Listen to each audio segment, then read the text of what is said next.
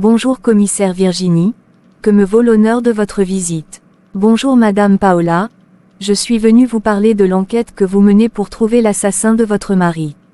Que voulez-vous me dire à ce sujet commissaire, car la dernière fois que je vous ai parlé de ça vous vous êtes énervé.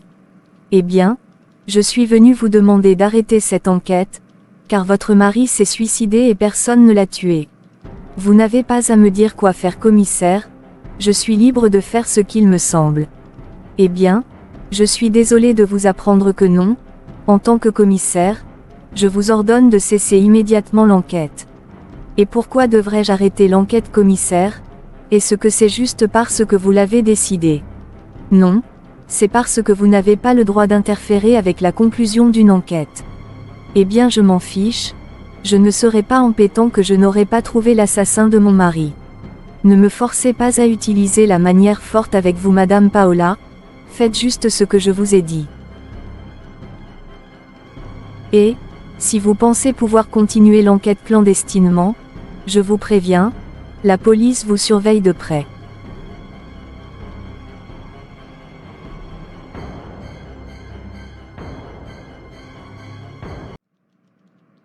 Monsieur l'avocat, vous pouvez commencer à lire le testament. Bonjour, comme vous le savez, je suis Sébastien, l'avocat et assistant du défunt Alberto. Je suis là aujourd'hui pour lire le testament de Monsieur Alberto, je commence. Je laisse à ma femme, Paola, 25% des actions dans mon entreprise, tous mes biens immobiliers et 40% de ma fortune. À ma fille Andrea, je laisse un local en France que j'ai acheté, en espérant qu'elle pourra y construire son cabinet de psychologue, comme elle l'a toujours rêvé. Je lui laisse également 10% des actions dans mon entreprise et 20% de ma fortune. À mon fils Isaac, je laisse 20% des actions dans mon entreprise et 10% de ma fortune. Enfin, je laisse à Vanessa 45% des actions de mon entreprise, 30% de ma fortune, ainsi que la société de production agricole que je possède au Mexique et la société de cosmétiques que j'ai ici, aux États-Unis. Le reste sera vendu, puis on distribuera l'argent des ventes à des fondations, et à des orphelinats. Ce sont mes dernières volontés.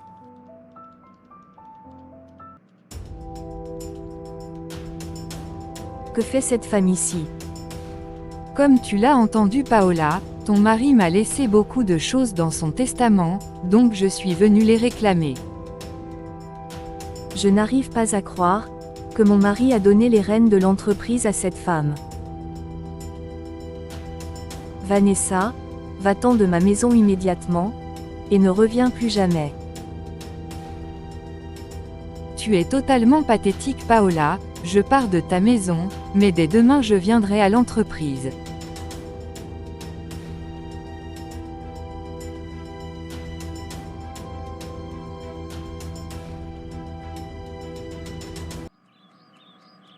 Maman, que se passe-t-il? J'ai vu que ma sœur et mes neveux faisaient une réunion au salon. En fait, ils ne font pas une réunion, mais ils discutent juste du testament d'Alberto. Quoi? Alberto avait un testament? Je ne le savais pas. Oui, Alberto avait rédigé un testament avant de mourir, et son avocat est venu pour le lire aujourd'hui. Je sens que cette histoire de testament va créer beaucoup de conflits dans la maison. Moi aussi, surtout que Alberto a légué presque tous ses biens à sa maîtresse. Quoi? Alberto avait une maîtresse, ça ne m'étonne pas de lui. Oui, apparemment, il avait une maîtresse, et il a laissé la majorité de ses biens à sa maîtresse. Oh mon Dieu, Paola ma sœur va beaucoup souffrir, elle aimait aveuglément cet homme. Oui, je sais Carmen, et nous devons la soutenir, tu es sa sœur, et je suis sa mère, c'est notre devoir de la soutenir. Je vais faire de mon mieux pour la soutenir maman. Merci beaucoup Sébastien, d'être passé ici, pour lire le testament d'Alberto. Ne me remerciez pas Paola, c'est mon travail tout de même. Mais c'est toujours un mystère pour moi, je n'arrive pas à comprendre. Dites-moi, qu'est-ce que vous n'arrivez pas à comprendre Paola? Pourquoi mon mari aurait rédigé un testament?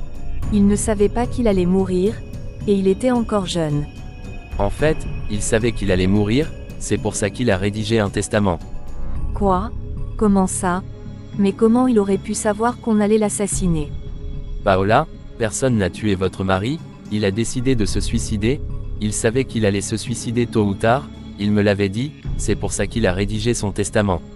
Je refuse de croire que mon mari a été capable de se suicider. Je suis vraiment désolé Madame Paola, mais c'est la vérité.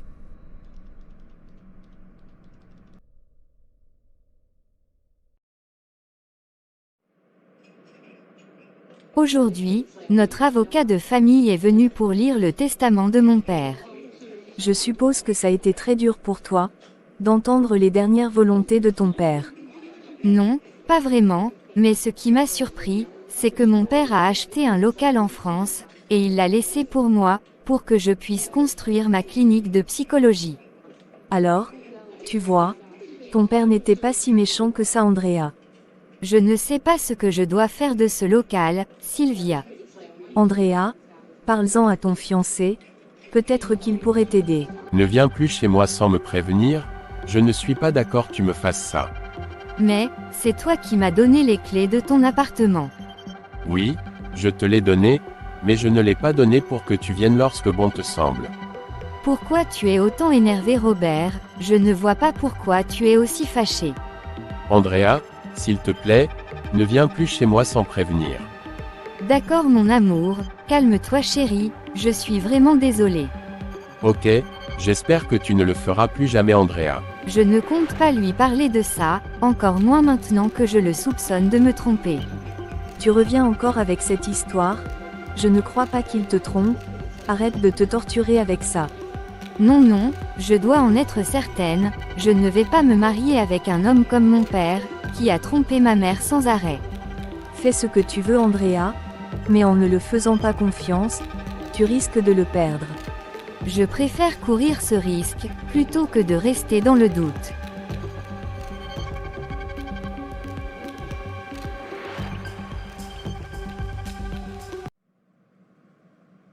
Pourquoi tu fais autant de bruit dans ta chambre? Qu'est-ce que tu fais Isaac? Je rassemble mes affaires grand-mère. Et pourquoi rassembles-tu tes affaires? Parce que je pars définitivement de cette maison, et nul ne pourra me convaincre de rester ici. Qu'est-ce qu'il y a maman? Pourquoi tu es aussi bizarre? Paola, ma chérie, je ne sais pas ce qui se passe avec ton fils, il a soudainement décidé de quitter la maison. Comment ça? Et pourquoi voudrait-il quitter cette maison? Je ne sais pas ma fille.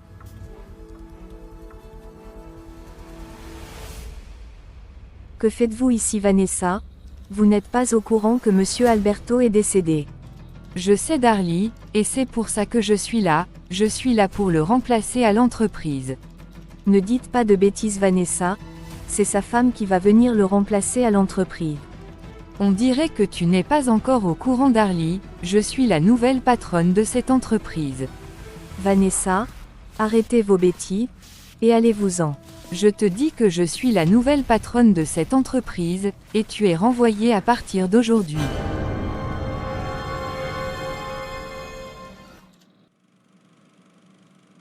Justement, je t'attendais Vanessa. J'avais hâte de venir ici pour pouvoir commencer notre plan, Sébastien, nous allons prendre toute la fortune d'Alberto.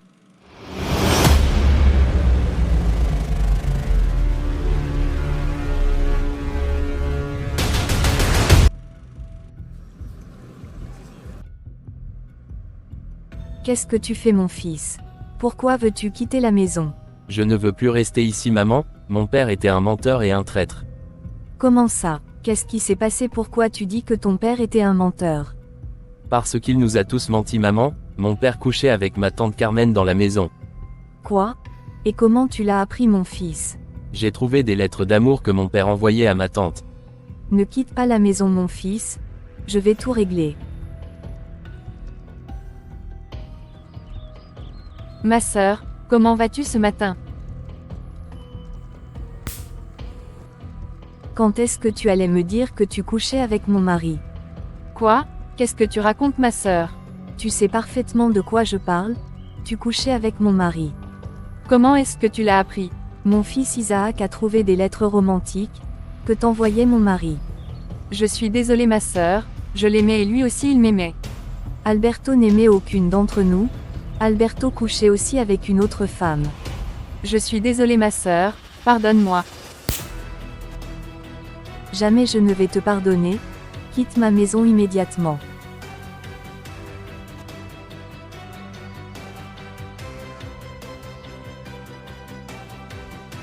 Andrea soupçonne que tu as une maîtresse. Quoi? Et pourquoi pense-t-elle que j'ai une maîtresse? Parce que tu agis bizarrement avec elle ces temps-ci. Et si elle découvrait la vérité, Sylvia, qu'allons-nous faire? Nous devons nous battre, pour qu'Andrea ne sache jamais que tu la trompes avec moi. Tu es si intelligente, mon amour.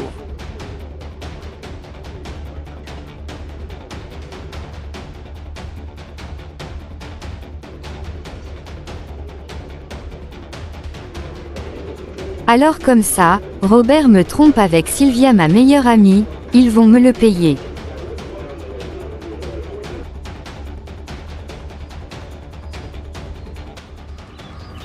Maman, s'il te plaît, rends-moi un service, va dans ma chambre, prends tous les affaires d'Alberto, et jette-les à la poubelle. Mais Paola ma chérie, tu ne voudrais pas garder les affaires de ton mari comme des souvenirs, maintenant qu'il est mort. Non maman, je ne veux plus rien avoir avec Alberto. Me marier avec lui est la pire erreur que j'ai faite dans ma vie. La seule chose bien qu'il m'ait donnée, ce sont mes enfants. Mais qu'est-ce qui s'est passé Paola? Pourquoi as-tu pris cette décision? Maman, figure-toi que mon mari me trompait avec ma sœur Carmen. Oui maman, Carmen couchait avec Alberto. J'ai expulsé Carmen de la maison. Donc maintenant s'il te plaît maman, va jeter toutes les affaires d'Alberto. Je ne veux plus rien de lui.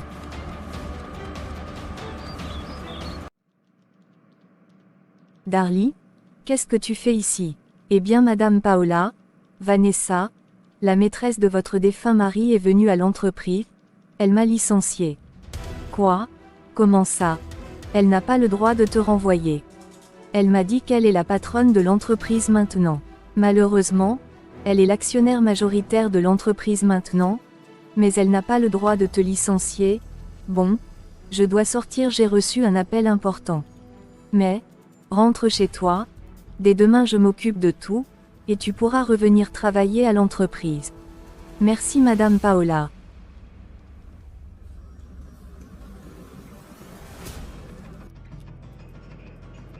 Commissaire Virginie, pourquoi m'avez-vous appelé? Madame Paola, il se peut que votre mari ne soit pas mort. Quoi? Mais comment est-ce possible? Qu'est-ce que vous racontez? Nous avons effectivement tous vu le corps de votre mari, mais aujourd'hui, un agent de la police qui était chargé de vérifier si votre mari était mort ce soir-là, a témoigné qu'il avait menti et que votre mari était toujours en vie. Mais c'est absurde, j'ai moi-même identifié le corps de mon mari ce soir-là. Oui, mais peut-être qu'il n'était pas mort, le jour de son enterrement, et ce que vous aviez ouvert le cercueil. Non, le cercueil est resté fermé ce jour-là. C'est ce que je pensais. Nous avons questionné un agent de la morgue où était le corps de votre mari. Il a fini par avouer que le corps qui était dans le cercueil n'était pas celui de votre mari, et que votre mari n'était pas mort lorsqu'il était arrivé à la morgue. Apparemment, votre mari aurait payé l'agent de la morgue pour mettre un autre corps dans le cercueil.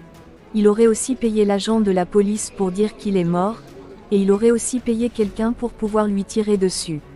Quoi? Ça veut dire qu'Alberto, mon mari, est toujours en vie. Nous n'en sommes pas sûrs. Demain nous allons déterrer le cercueil pour pouvoir l'ouvrir. Alors nous allons regarder si c'est votre mari qui est dans le cercueil.